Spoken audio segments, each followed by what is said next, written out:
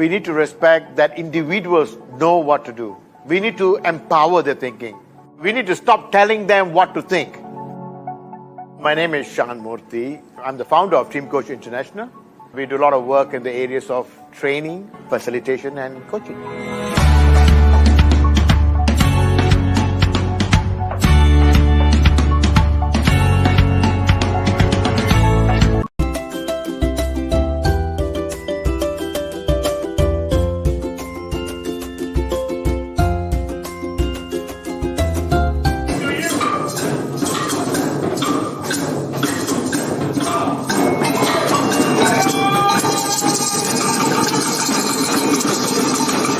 For the skeptics who say that coaching and facilitation is not working, I would say try it.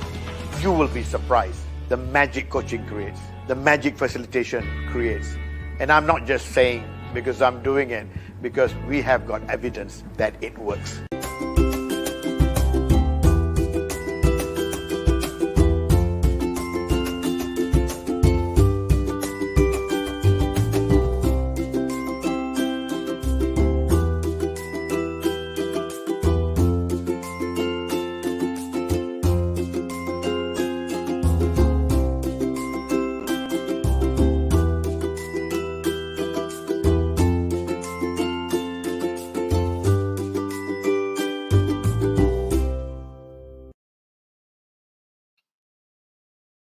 Good afternoon. Hi, this is Malin from Hearts&Minds Development Center for sure.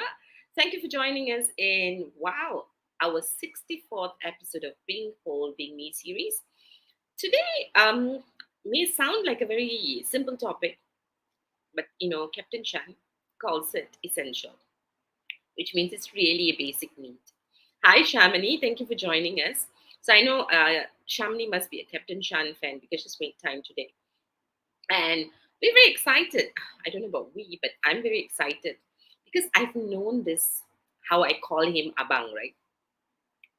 From the time I started, it seems like it's all the time from the time I started. So here's another, actually he's been mentoring me, coaching me, kicking me, scolding me. He does all of that. Never minces his words. So that's why I needed to prepare for a longer time to actually interview him because you never know what he throws back at you. But I'm very proud and very happy and excited to bring Captain Shan Moorthi, doctor.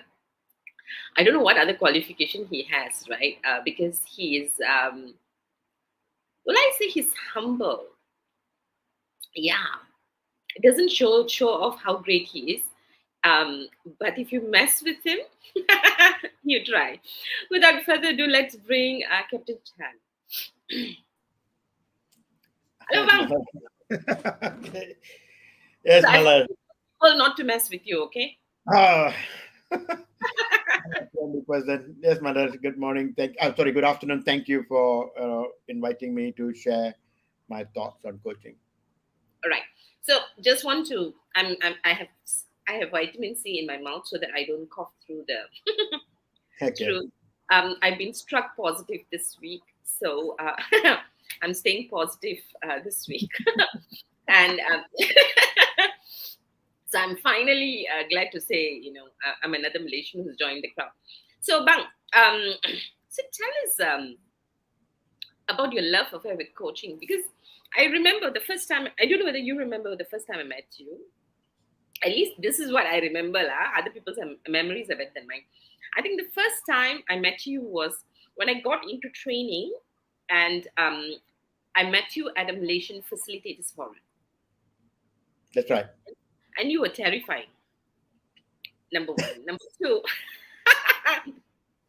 I'm not sure whether you recall. I still can't do the trust fall. I have to try it now. I think I might. I actually think I can do it now. I have a bit of faith, lah. So you've been haunting me because I can't do the trust fall. And I remember this, you were nasty. You looked at me, so you don't trust people. So I've held that against you all my life. And you've always been there, whenever I need someone to talk to in the industry. And what I really love about you is you are so courageously honest. I love that about you. So, and that's why I'm very excited about this. And I'm also very excited that you will be doing a podcast with me. See, I'm announcing without your approval. But moving on. I know you do many things. I know facilitation is a big thing for you. But today I want to focus on coaching, all right? Because you are the Bapa coaching in this part of the world, right? Now tell us a bit about your love affair with coaching, Lama. Okay, Mother. See, when I left the army and I joined this, I was sort of headhunted to lead a training organization, and later became GM and for Malaysia and Singapore. I after a while, 2 3 years, and then I said I want to go on my own. And we've been in business for 22 years right now. And one of my mentors from Australia, Ross Walters, in the mid 90s, I think it's about 96, he asked me, Shan, you know what? You should go into coaching. I said, coaching? Coaching what? And he said, coaching business leaders.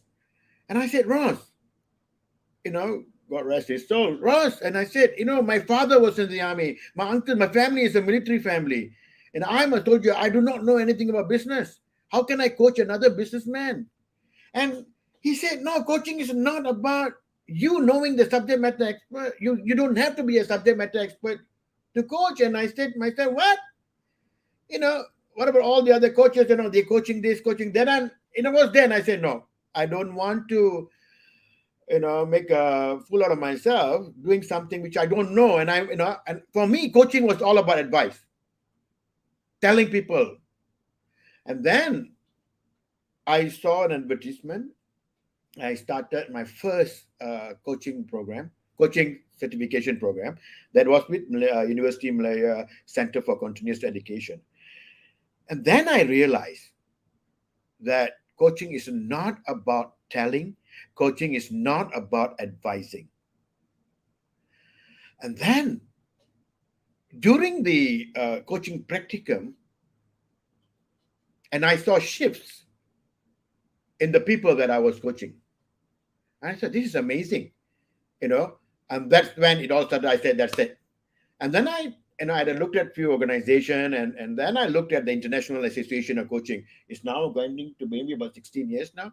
And I looked at the masteries, the ISA masteries, and I looked at it, and Malar, I know that, I always talk about the being part, yeah, not just the doing part. And I saw the masteries, and I said, this is how I wish I would like to live my life by the masteries. So I'm living the masteries, and I fell in love, and after that, the rest is history, Until last year, this year I'm the past president of the International Global International Association of Coaching, and I started doing a lot of things in coaching and facilitation, and that's how I fell in love. It works.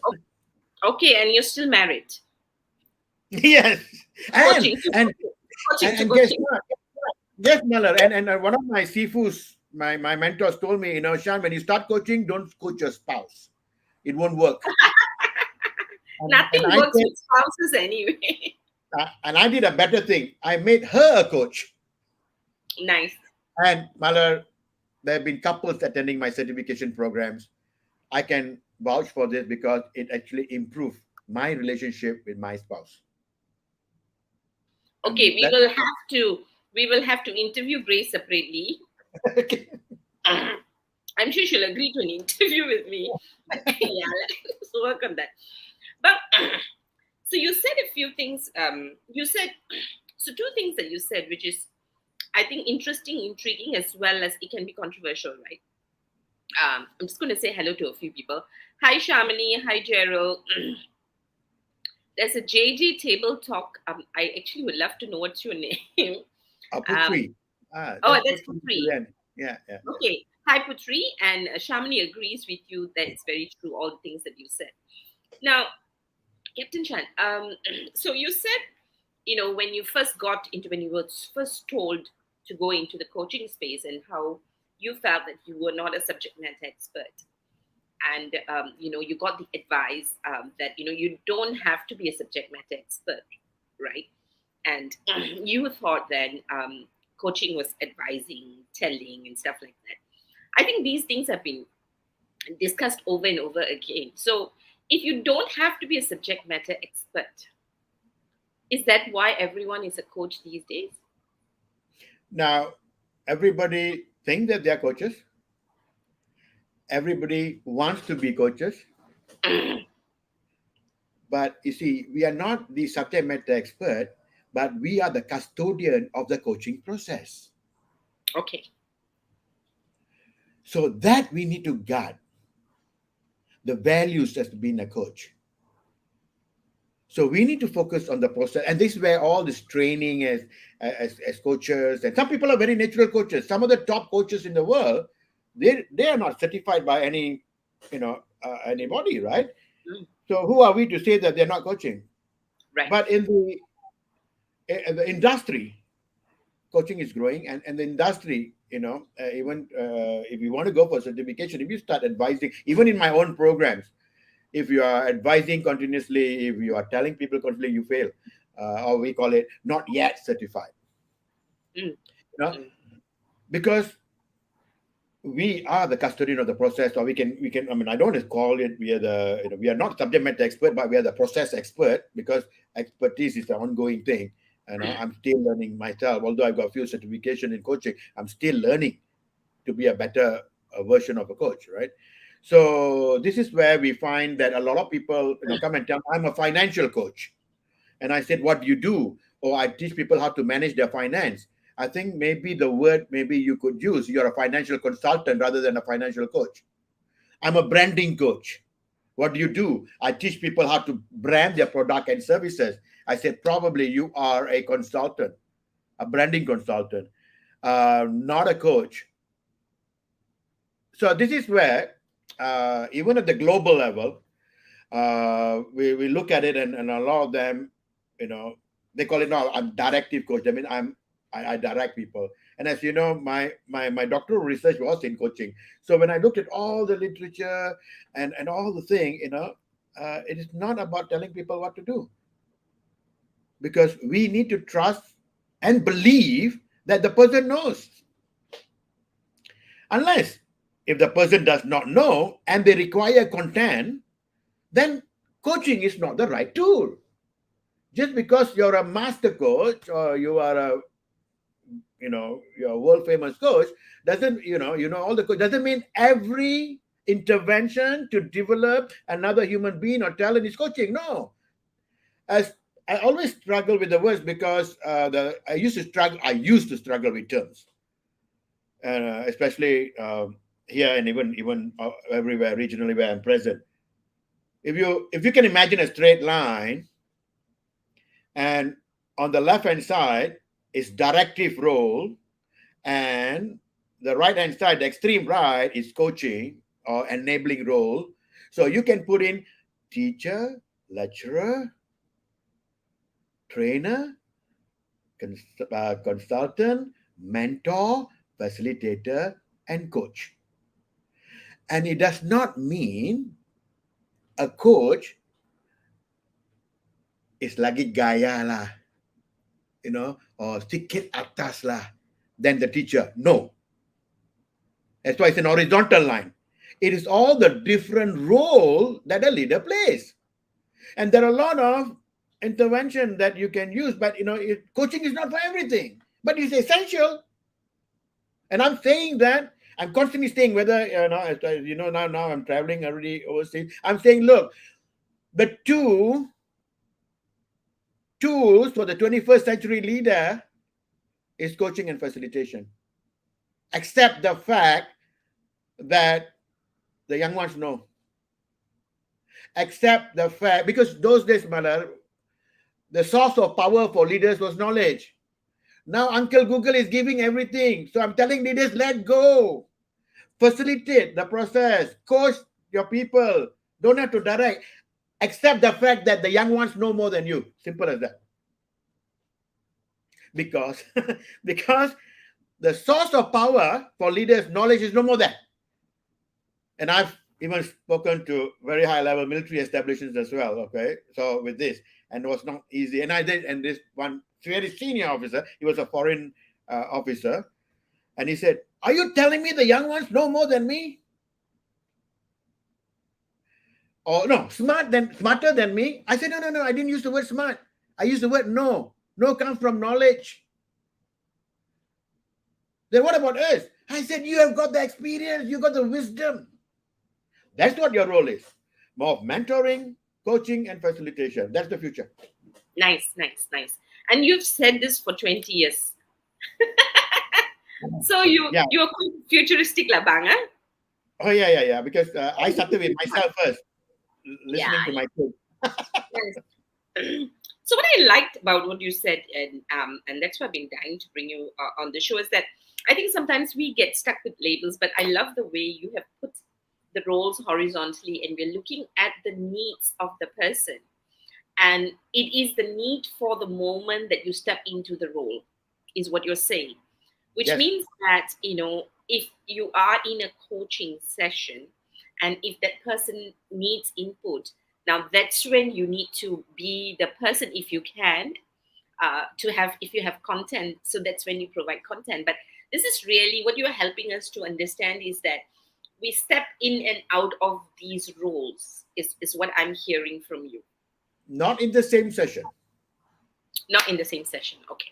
If I'm saying that I'm going to coach you, Mhm. and I'm going to tell Malar, this is my role in contracting stage. I will Sure. explain to you, Malar, this is my role as the coach. This is your role as the coachee. We align expectations. Right. No, and the minute because let's say, for example, I'm probably coaching a director of which I've done, director of a private medical hospital. What do I know about medicine? Maybe first aid, but I'm coaching her, right? Mm. So if let's say then she needs more of content, she or he needs more content, then she must go and look for somebody who is a subject matter expert.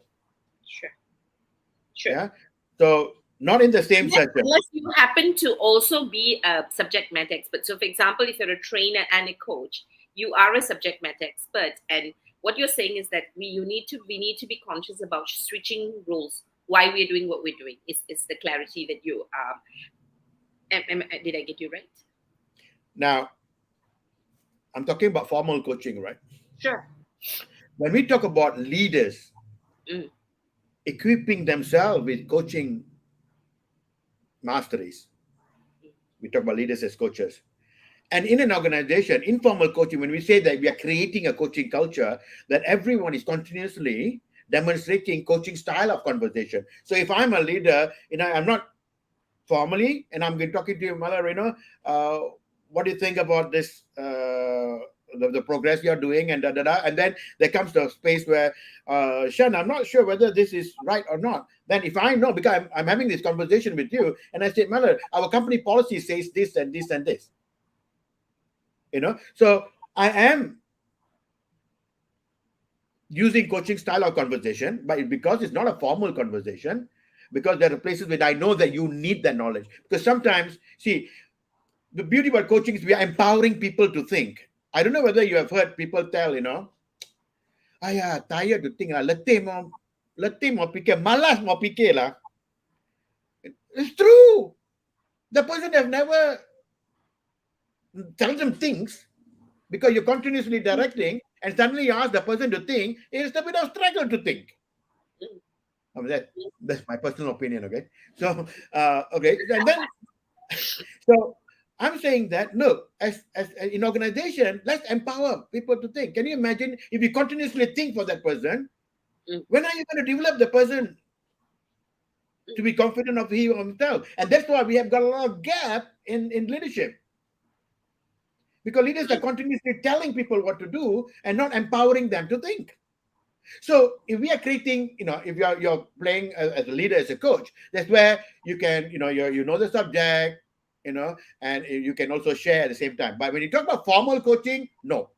No, it's just, so what is coaching? What is coaching? So what makes the coach, and what is coaching? Okay. For me, the philosophy of coaching is the way of being. Okay. The way of being that guides the coaching process. When we talk about coaching process, 101 models out there. Right? So when we talk about the coaching process, it's encouraging them to step into the divergent thinking mode, okay, and then the convergent thinking mode. Because every human, these are the two types of thinking by this guy, he discovered the Milford. He said that we all have got the divergent thinking process and convergent thinking process. All right. So, and this is what all, if we look at, I mean, for me, I've looked at all the coaching models and I say, is the process of inspiring them to be in the, encouraging them to be in the divergent thinking mode. Simple word to explain is like brainstorming, having your own thoughts and, all the different options and then the convergent thinking mode. Now, and this all the models, it's all the same thing. So it's all about we being the custodian of the process to help our clients or the coaches think for themselves to achieve their own desired goals.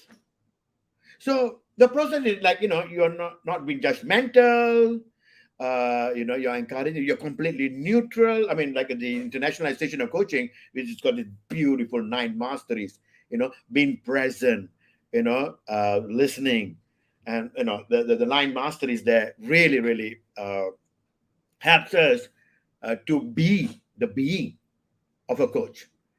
And I'm going to say something controversial here. In my class, in my programs, as we go towards the end of the program, I tell them take all the coaching models and throw them out of the window. You don't need models. It's the being of the coach that will inspire the coachee. After saying that, it's important to start fundamental learning, but as you grow, you don't need models. So what It's I'm you. hearing from what I'm hearing is that we all start with boundaries, processes, structures because we're starting as learners, right? It's Yes. helping us to shape and find ourselves. I think in anything that we do, we find ourselves. I believe, at least people like you and me. That's how we get stuck, right? So, in the process of finding yourself, and once you've found yourself, and that's the state of being that you're talking about, right? Yes. Tell Yes. us a little bit more about how do I know that I've arrived at being. So tell us a bit more. Help us to concretely understand what does this being means. In There's no, I, because human beings are not perfect. I believe that human beings can never be perfect. So there's no such thing as arriving, yeah, right? But the journey. right. And I always say that the being is your congruent, and one of the things that I talk about congruent is your thoughts, your intentions, and your doing is aligned.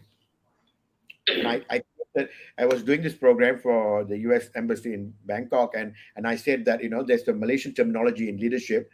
Can I share? And I said, I thank the West for coming up with a lot of management terminologies. I want to share something from Malaysia, and they say, yeah, please go ahead, Shan. And I said the word is sengit.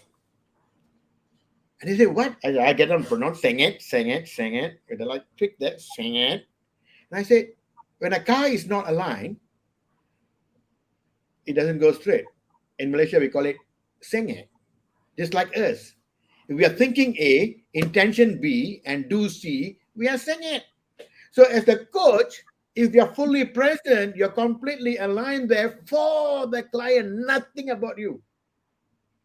So the being is, for me, in a coaching scenario, is everything is for the client. You're processing everything in the present. You're engaged listening at level 3. I mean, attentive listening. You're very familiar with that, and it is there for the client. It's nothing about you. Even if you start, if the small chatter in your the noises asking you, am I asking the right question? Am I, is the client progressing? That itself is derailing you because it's your agenda. It's nothing Sounds about like you. a major mindfulness exercise. Huh? I I mean, really, right? So, what I'm hearing from you is being totally present for the objectives and outcomes of the coachee or the client is so staying true to the intention and the objectives of the coachee is what we're saying. That means I remove the I, and I'm totally present as a facilitator to help you achieve your objectives. And for that, to know what I need to do, or what I need to be, saying to you, or to facilitate those questions, I need to be totally present and stay true to that. Is what you're saying? Is Yeah. that correct? Now, does coaching means only asking questions? Because No. that's the other, because that's the common thing that we hear of. I've Mm, read this a lot. Of course, I have a bit mm. of a problem because sometimes cannot la. You know me as the control freak, but never mind. I want to hear it from you. So, is coaching is it only about just asking questions? Or so if you define the coaching or the coaching process, right? How would you define it? Like for me, I believe there are five basic, five tools. One of it is coaching. The other one is listening. The other one is respecting the silence. Yeah. And the other one is about validating, not you validating the coaching, but picking up the points. Yeah. Picking up the points from the coachee so that they realize, hey, I put okay lah. So basically, you're not validating them. If you're validating them, then what it means is that they will look for something Mm, to tell you what you like to hear, so that you can say, "Well done, Malar." mm, mm. So these are the and of course clarifying. Clarifying here means, like, in all communication, clarifying here means summarizing, paraphrasing, reflecting. So it's not only questions. Sometimes Mm. in a session, I think for me, sometimes the most important tool is respecting the silence. And we say that silence is a sound of thinking. And sometimes we are so impatient. Oh, that's not from me, Malay. It came from I saw that in the internet. Okay, I was just going to quote you. Oh, no, no, no, no, not me, not me. No, it's brilliant. I love it. Yeah. And yeah, so it is about allowing that person the space to think and figure out for themselves. And a lot of times we fail. Me myself, I initially failed because you're an expert in personality, right? And sometimes we don't have the patience, but we need to respect the silence sometimes. And coaching and questioning is the only one. And of course, questions mean, don't try to ask. There are a lot of different schools. For me, ban the why question. No why question. The reason is, the minute you ask the why question, people are going to be on defensive mode. Yeah. And guess what? I always say this. They'll, first of all, when you say why, and even as leaders, as coaches, right? They're going to give you reasons. Then they run out of reasons. They give you excuses. Guess what's going to happen after they run out of excuses? They are going to lie to you. And what are we doing? Are we continuously developing creative liars in our teams and organization? Mm. And then we suddenly realize, how come our strategic plan is not working? Because the data is already corrupted. Because they're going to tell you what you like to. Yeah. And this is where tools like coaching is essential. I'm saying that coaching evokes the truth. Wow. It said yours. That's my word. Coaching evokes the truth. The reason it evokes the truth is because coaching creates that trust and respect. First of all is the trust. And then respect follows. If there's no trust, respect also jumps out of the window. When even yesterday, I was talking to a CEO of an organization. I said, look, and I think you have created the trust and respect. No, my staff is talking to me like that. I said, you know what? If your staff doesn't trust and respect you, guess what? They're not going to say what they think and feel.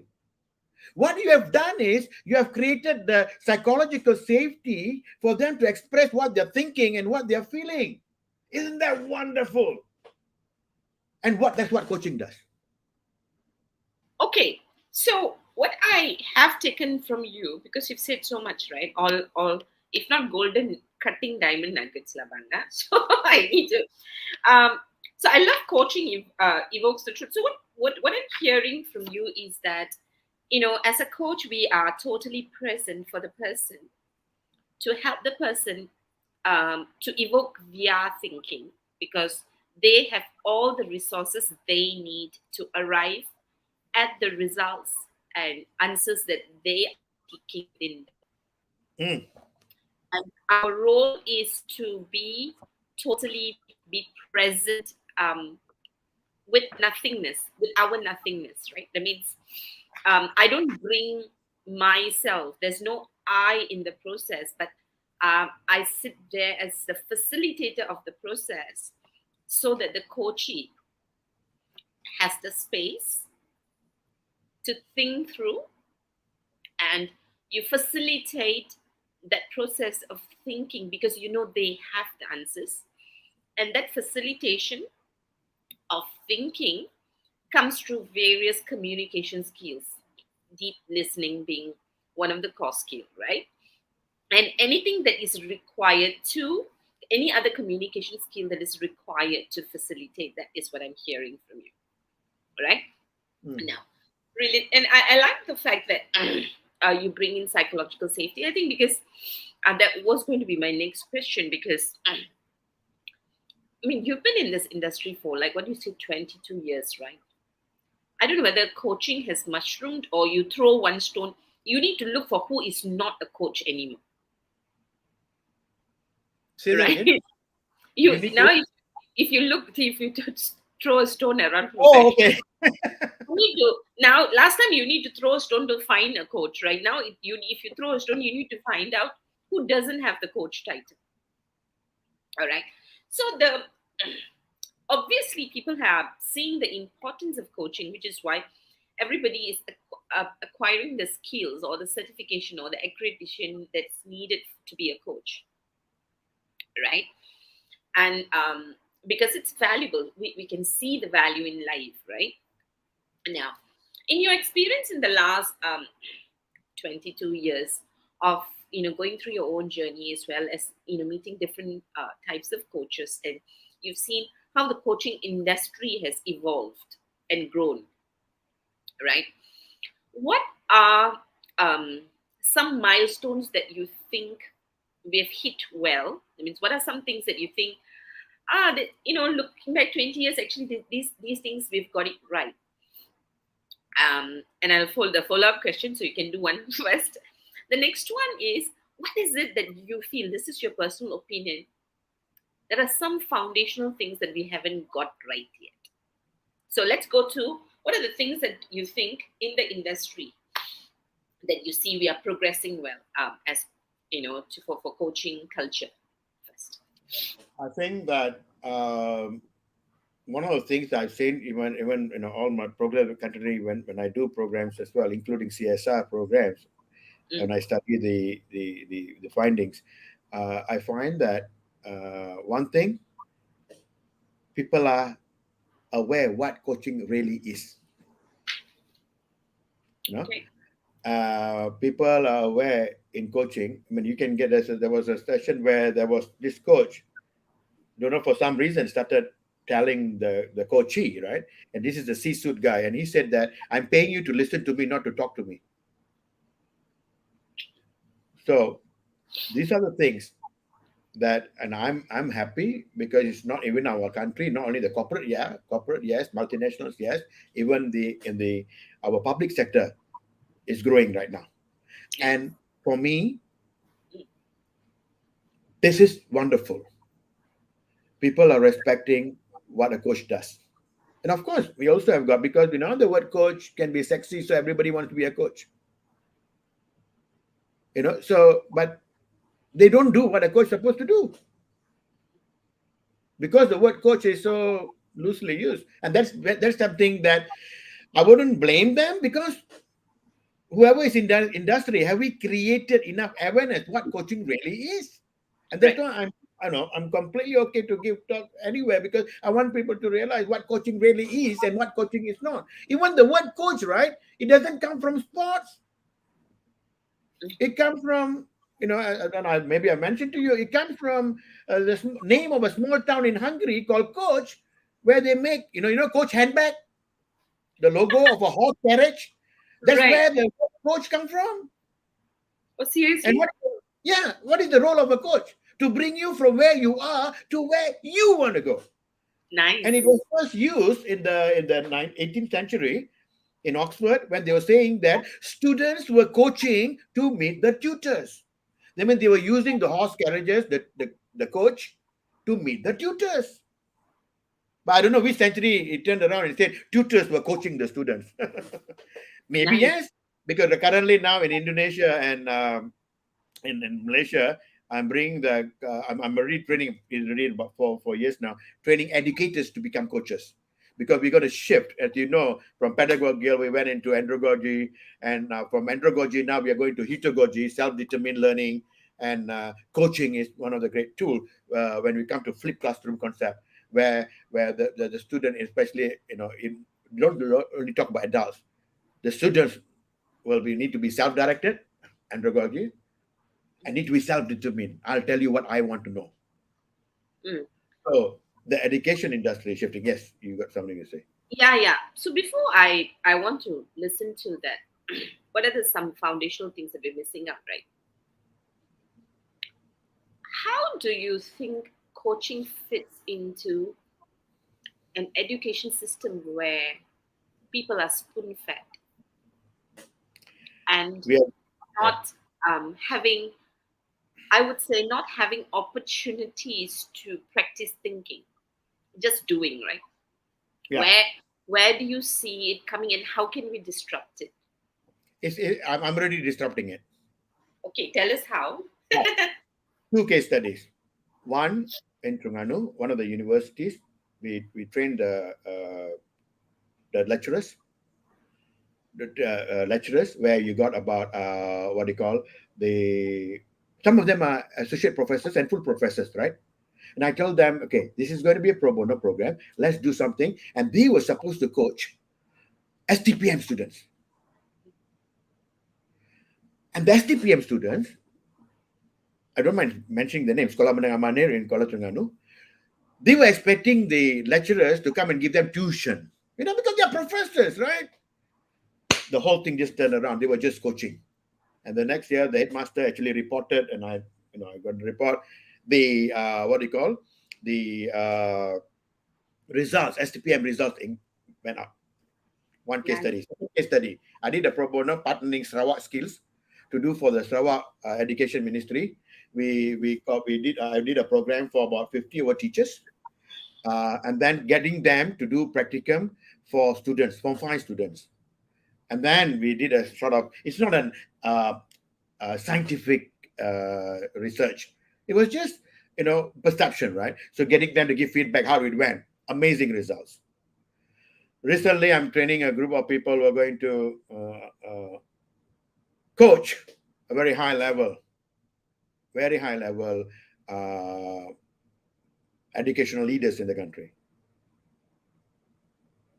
So now we're going to they're shifting.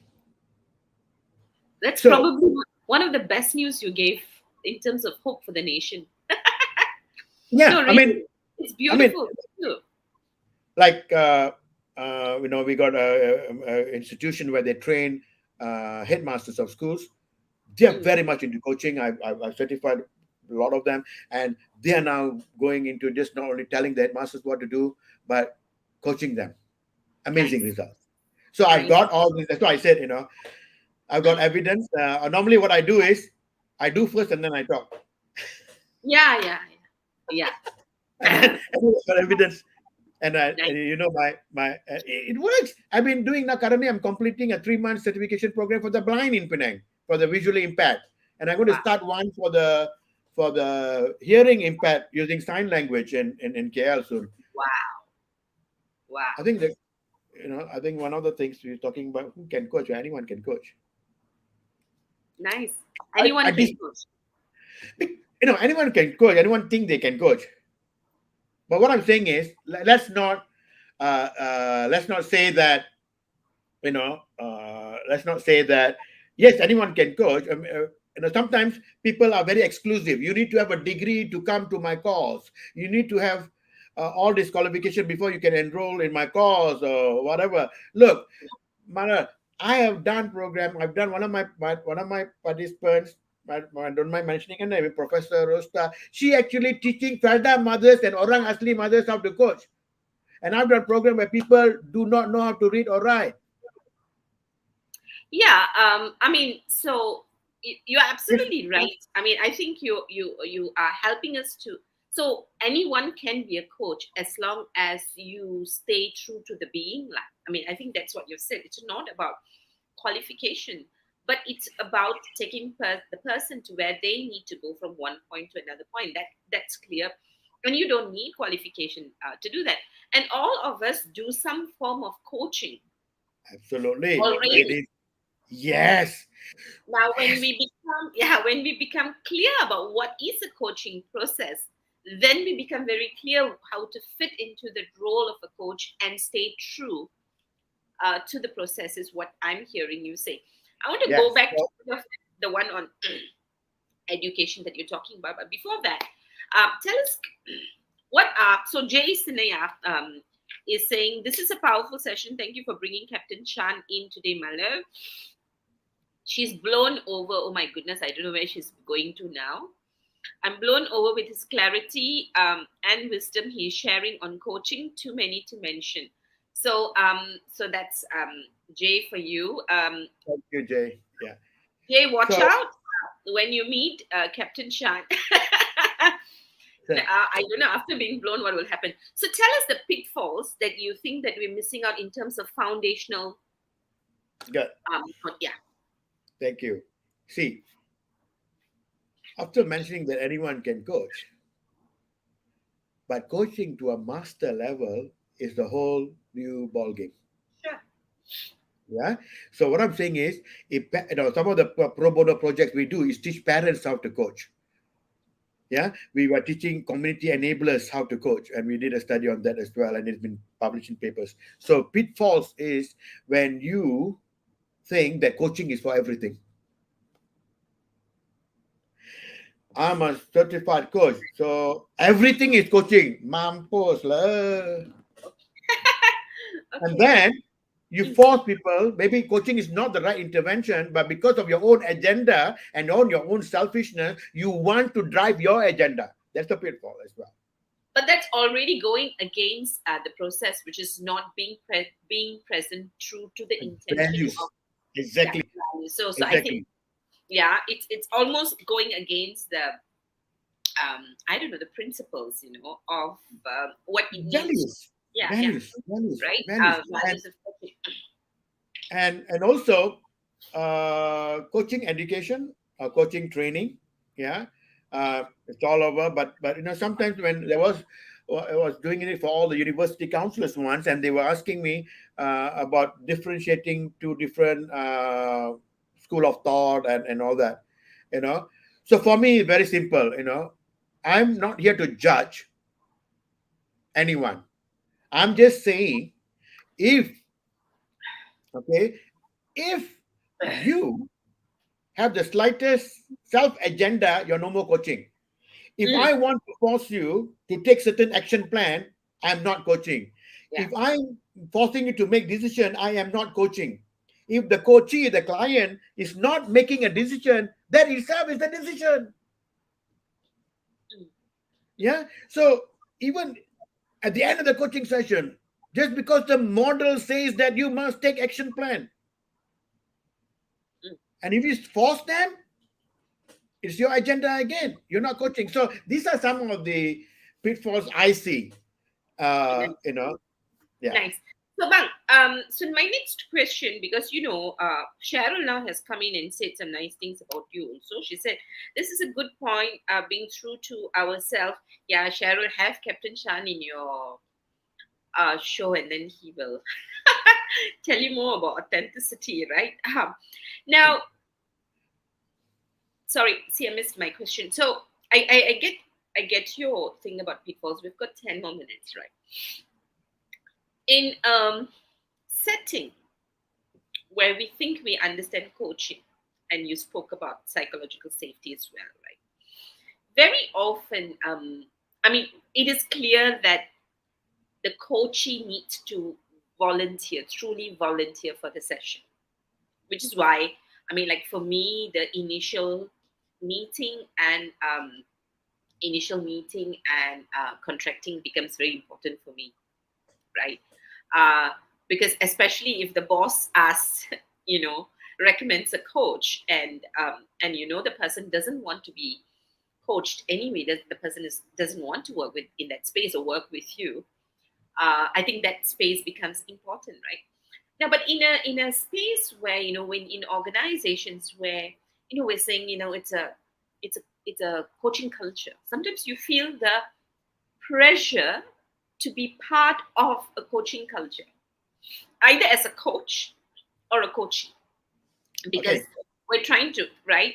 Now, like, what are your what is your experience and what are your thoughts on that? It's not rocket science, Mala. Coaching culture is something. What does it mean? That Yeah, I'm ma, listening to I'm you. not so clever. That's why I asked you, lah.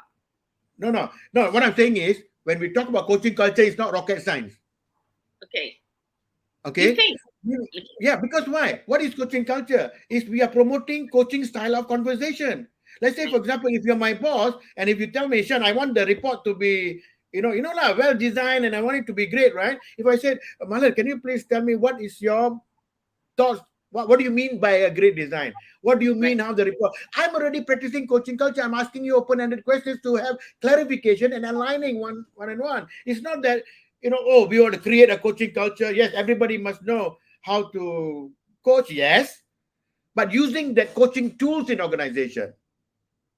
And that's why I'm saying that don't make the word coaching culture something vague. No, no, no, no, no. It's about continuously having clarification in our communication, having clarity and alignment. And that's what we are doing. And that's why in a coaching culture, I always say that it will evoke the truth. Then I will be brave enough or courageous enough to tell my boss, Malar, when you told in front of all this my team members that I got to learn more, what do you mean by learning more? So I'm continuously clarifying. And this is what I mean by coaching culture. And if we look at the benefits of I've created coaching culture for organization, and when you see that constantly people are having conversation, not taking for granted that what my boss says I understand, or even the boss taking for granted the staff knows what I'm telling the person. Now, you So, seem to be describing a coaching culture which is true to its nature. But we also know that there are a lot of facts around, right? That because we hear this is the right thing to do, and this is where people are heading, right? It's like diversity and inclusion. We all jump ship, right? So, because my own experience is sometimes, clients tell me that, we want our managers to be trained as coaches in particular area, mm, right? mm, But when I actually go in to do a bit of fact finding, I realize that there is no, first and foremost, there's no psychological safety. It doesn't even feel safe to have a conversation. So you already know we're not designed for the culture, right? mm, So what you're describing, because I think as long as we are able to stay true to the process, the being that you mentioned just now, I think it will shape itself well. Not yep. perfectly, but well enough. And we Trust. learn, Yeah. yeah, trust, and we'll learn along the way and we'll become better. So that I get it, right? But I think the pain is always because we are just following the fad and we want to jump ship and say we want to be like everybody else. And I think it creates sometimes a lot of casualties, right? Mm, And I think that's what sometimes impacts people and impacts the credibility of the coaching process itself, right? mm, Now, mm, yeah. So I think that's why it's very important for us to truly, very simply understand. Okay, when we say coaching, what do we really mean? And when we say we want to be a coach, first and foremost, am I ready to become that person first that requires me to be a coach, yep. right? Yeah, and that's why, as you mentioned, your education level doesn't matter, because we do all of these things, stay present for the people we truly care, for them to Mm, find themselves, to get mm, to where they want to go, because all we care is their outcomes, their objective, them finding stuff. I think we do that at many levels. Now, I'm going to just read a few compliments before I ask you the last question. Cheryl Vita says, if the person is not ready and doesn't want to be involved, it becomes very difficult to be coached. Absolutely right. Jay says she's already met you. Yeah, you're right, Jay. We met him in Damansara. Short but amazing session. Yeah, but we also met him when he volunteered to do drum circle facilitation in the Tamansi school. Do you remember? Yes. Yeah, and I need to get into drum circle facilitation too. So when you're doing, tell me if you need volunteers, okay? Major Dr. Prabhakaran says, thanks a lot, Captain Shan Moorthi. Indeed, coaching is an essential. So you've given us actually a lot of nuggets right now. If there's one thing you wish for the industry, what would that be for the coaching industry? Tell the truth. Tell the truth. Whoa. Why you ask us to do such hard things, Laba? Because, and it's difficult, but then it's very liberating. That's why I don't want to join your course, very stressful. I mean, there have been people who joined the course, joined my talk one day, 2 days course, and then came and told me, oh, Shan, thank you so much. I learned so much. And I said, yeah, please tell me what is the outcome. No, I really now understand now. And I now know for sure I don't want to be a coach. I said, wow, my head's down. I said, good. At least you are, because not everybody wants to be a coach. It's not easy. Yeah. It's not about just asking questions, being present. No, there's more. And I said, when I talk about coaching culture, leaders as coaches, that's fine at this level. But you're talking about, at a higher level, being a professional executive coach and all that, it takes a lot to be there. But what I'm saying, coaching can start here by evoking, by promoting people, by promoting trust and respect. That is one of the biggest outcome of having coaching conversation. Nice. Clarity. Clarity. Meaning clarity. All my research, my study shows from all kind of participants, number one, they have clarity. That is a winner. In the internationalization of coaching, there are 3 key words in the definition. It's about it's a transformative process for personal and professional awareness, discovery, growth. If people are aware, that is the beginning. I'm aware that I need to kick myself. Okay, that's good. Because why? You're aware. Nice. Well, I can tell you, I attended a counseling course because I was so gung-ho about becoming a counselor, but I came out knowing that it will kill me being a counselor. So no, I know that I can't be a counselor. So you're absolutely right, because then again, that's a beauty, right? Because you figure out who you are and who you're not. Is that your calling? Yeah, and that's important to be authentic. My question for you, right? In your experience, what are people most fearful of when they come for coaching? What's the greatest fear that they need to overcome? If they are volunteering, if they understand what coaching really is and all that, that's fine. But most of the time, because they say that coaching is like counseling. They don't know the difference. Is there something wrong with me that I'm sent for coaching? That's another mindset. Another thing is that are they ready to be true to themselves? Tell us little bit more, because that first two is kind of quite straightforward. Yeah. So am I ready to open up with my coach? Because it takes time to develop trust and respect. Sometimes in my experience, right, it takes sometimes about 2-3 sessions before the trust actually develop. And then they'll tell you exactly what they want to do. And then the thing is about coaching is not for problems. Coaching is where you want to go. You want to be a better version of yourself, and I'm here to help you with the process. But in between, there might be challenges, and we'll address that. And I'm a great believer of being, looking at the future, or being solution focused rather than problem centric.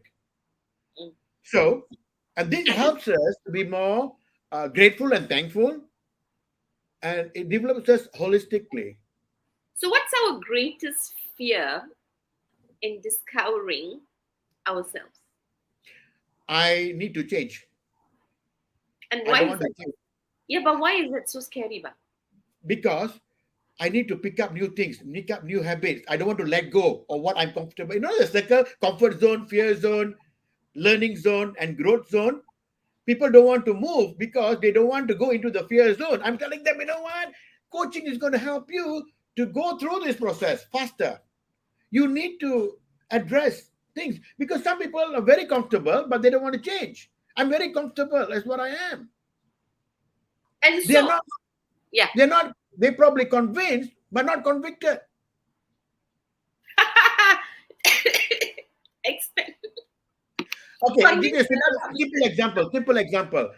People. I've been okay. I'm. You know who? Okay, you know how I speak, right? I've been smoking from school days in the army and all that for 20, 30 years. I've been smoking. And when people ask me, Shan, do you know smoking is bad for your health? I say, absolutely. You think I'm stupid? I know. I'm convinced it's bad for my health. Did I stop? No. Until one day I got convicted that I need to. Then my behavior changed. So the three levels, right? We all in science we call it the pneuma, the psyche, and the body, the behaviors, right? Now we need to be the conviction happens at the pneuma level, or in simple English is body, mind, and spirit. So conviction happens there, inside there. When the conviction there, that changes, your behavior changes. And So coaching, does that mean that I only come for coaching if I'm convicted? no. In the process, you can get convicted. Ah, okay. So as a Coaching will coach, help. I suppose as a coach, you need to, as a coach or as a person who's recommending coaching to anybody, I think we need to know that people need the time and space to grow through that, right? They need to go because, I mean, my own experience is that when I when I can feel that the person is fearful, I won't bother telling them because then they become defensive. It's either they just go through that knowing that you would be there. They need to go through the process because I think a lot of times at a logical level we convince ourselves that we are not fearful because logically it's supposed to be positive and good. Yeah. So it And, is a good process. Yeah. and for me, is you must want to. I cannot force Also, you. If you want yeah. to come for coaching, you want to change something. So that initial bit is there. In the process, that you might go through the fear zone, but I will have the right processes, trusting the process to bring you to make sure that I use the process for you to come out of that. Okay. Now I wanted to say last question. No last question. I'm going to still ask you another question, right? At which point, as a coach, have you, in your experience, recognized that you know what this person is not ready? I'm letting go of the process, or I'm letting go. When Ah, what's your yeah? for me, in the past, whether it's a paid session or something I'm doing for pro bono basis, third or fourth session, everything they want to do or whatever they decide they're not doing it, they're giving a lot of excuses and they're not because it's a contracting phase is very important when we talk about roles, right? And if they are postponing their coaching sessions and they're not there, they're not present, you can sense it. You can sense it. Now, then I will say, you know what? I think you're not ready for coaching yet. When you're ready, call me.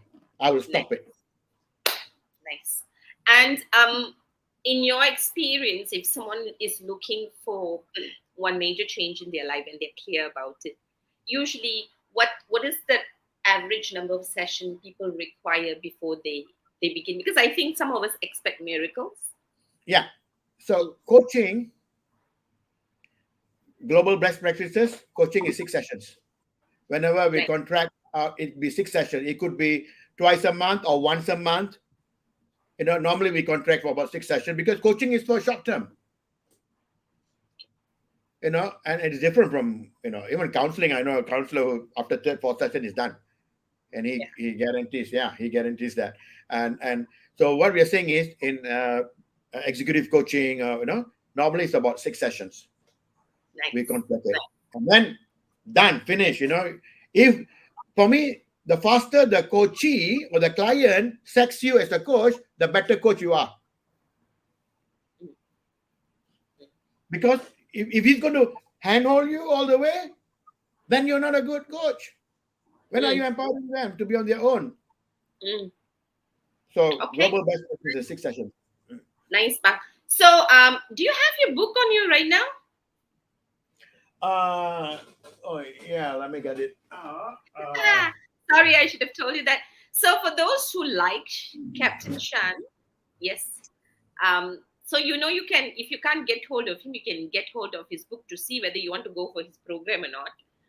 Because now that you've met him, you know what it takes, right? And I know you're doing a lot of other things, which I hope you'll say yes to our podcast. I want you to finish the sentence before we say goodbye, Bang. Yeah.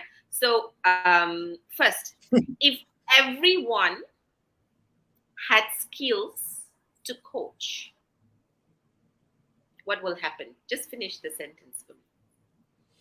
If everyone had Coaching skills skills. to Had coaching skills. coach, we will have better relationship. Mm.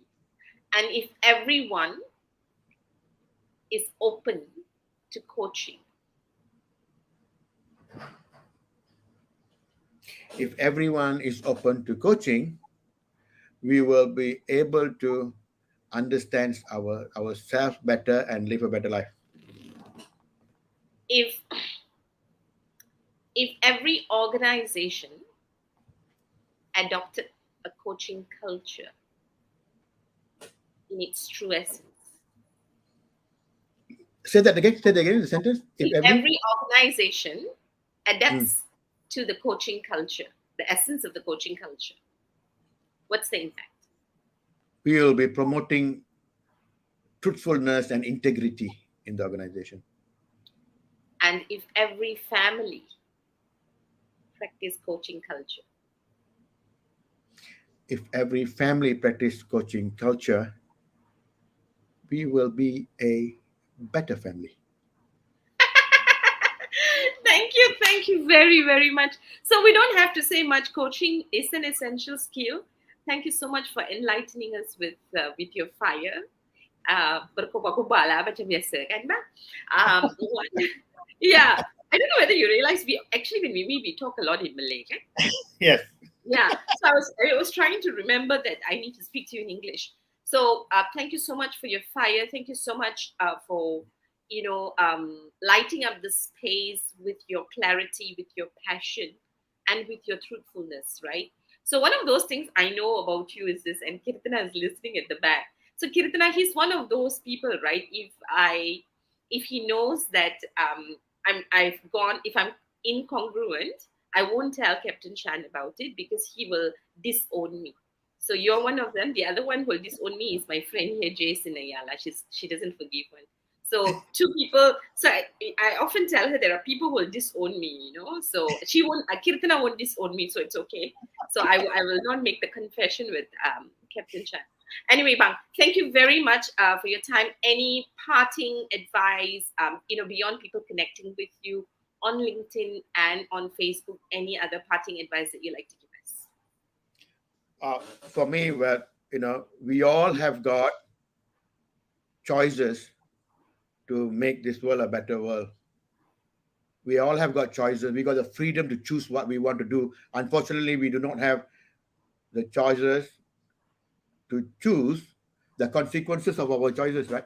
So let's make the right choices. And if we do not have clarity, if we do not have clarity in how to make those choices, engage a coach. Have a coaching conversation. Nice. So two big nuggets there. We make choices, and with the choices come consequences. And if you want to make better choices, you need clarity.